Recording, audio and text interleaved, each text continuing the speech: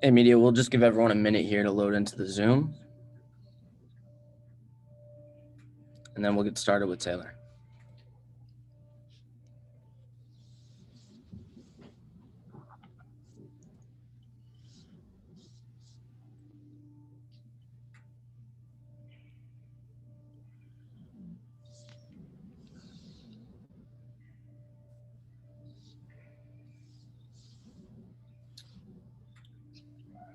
All right, we can kick things off with Steve Conroy.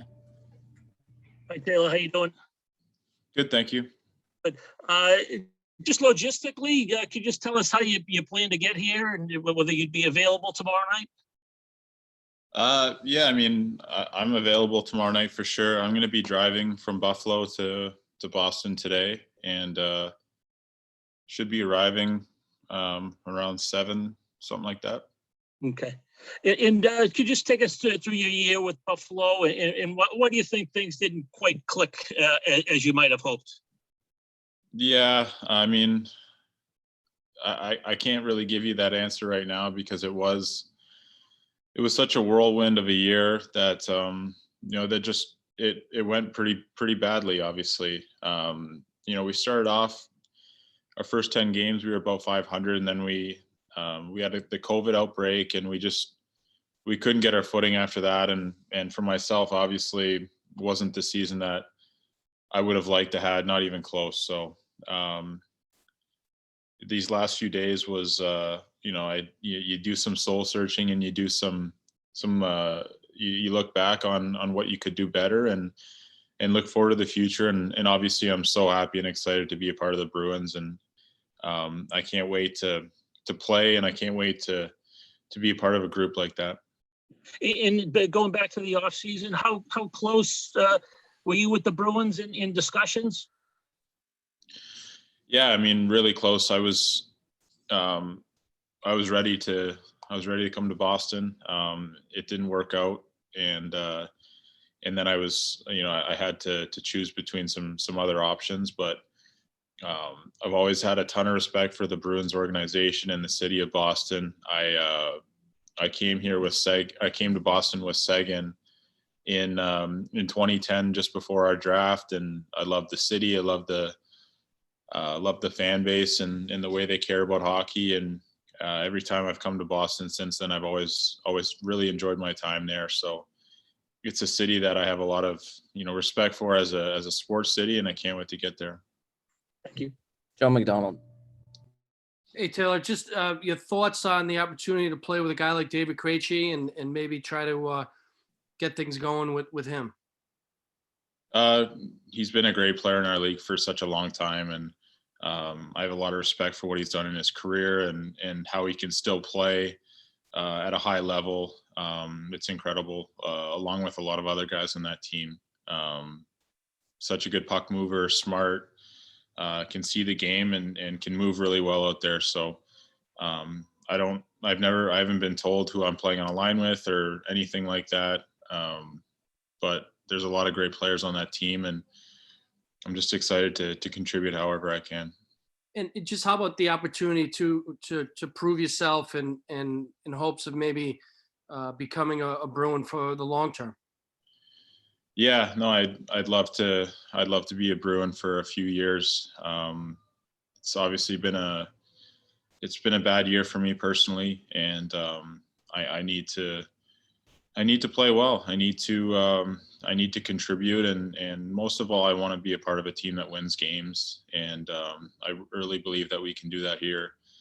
And that's just my main goal. I think there's been a lot of distractions this year, a lot of things that really haven't gone well, and confidence-wise, the team here in Buffalo just never got off to the right foot. So I think the best way to get confidence is to be a part of a winning team and to make yourself part of the bigger solution, and that's what I'm looking forward to doing. Matt Porter. Hey, Taylor, when you were looking at you mentioned you were really close to the Bruins last summer. What do you see as, not working out there? And when you went to Buffalo, did you see yourself as, a long-term piece there? There was obviously talk of that, you being there long-term. Did you see it that way? Well, in the summer, I can't really dive into it too much. You know, I was ready to be a Bruin, and just some other things kind of didn't work out. But you know, it was not like any hard feelings or anything like that. And once I knew that there was a possibility that I would be traded, Boston was basically number one on the list of teams that I wanted to go to. And um, Kevin Adams here, the GM, was just fantastic in the way that he treated me and the way that he went about the situation, knowing that I wanted to play for a chance to win the Stanley Cup. And he worked it out, you know, to a team that I really wanted to go to. And I'll always be thankful to him for that. Him as a hockey guy and as a person, I have a lot of respect for him. And with Buffalo, I mean, I think everyone came into this season with expectations that we would do a lot better than we did. Yeah, I don't think anyone expected us to win the Stanley Cup, but I thought that we would be, you know, maybe flirting with a playoff spot, you know, probably ultimately end up on the outside looking in. But I thought, you know, we could really build something maybe for the upcoming years. And then, you know, around trade deadline, like I am right now, I'd have to make a decision on if I wanted to stay or go or whatever it may be. Ultimately, things didn't go as well as I would have liked, and obviously our team was in the situation that it's in. So it's a bit of a circuitous route to get here, but you know, looking at it in the summer, this is a team in Boston that I would have loved to play for, and I'm here now, so I'm very excited about that. Joe Haggerty. Hey, Taylor, welcome to Boston. You touched on this a little bit, but just, you know, most of the places you've been, you've kind of been looked at as, you know, the focal point on the team. You've been a captain before, kind of the guy that's going to sort of turn things around for an organization when you get there.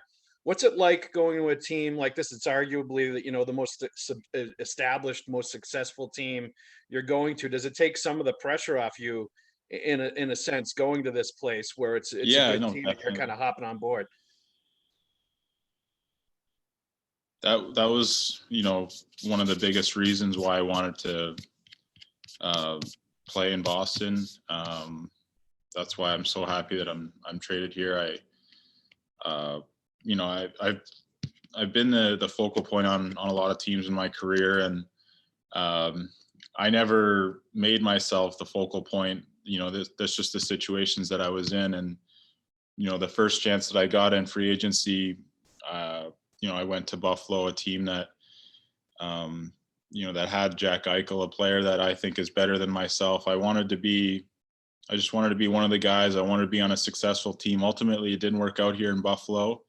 And, but going to Boston, you know, there's so many great players on that team, Hall of Famers, guys that have had just amazing careers that, you know, if I had anything like that at the end of my career, I'd be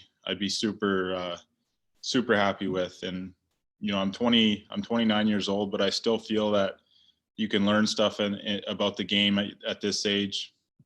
You can better yourself as a player and as a leader. And seeing these guys, I'm really excited to be a part of that group and to just be one of the guys. I don't expect to come in and light the league on fire or anything like that. I just want to come and win games. I want to be a part of a winning team that has something that I haven't had before, and that's what makes me most excited. Dan Roach.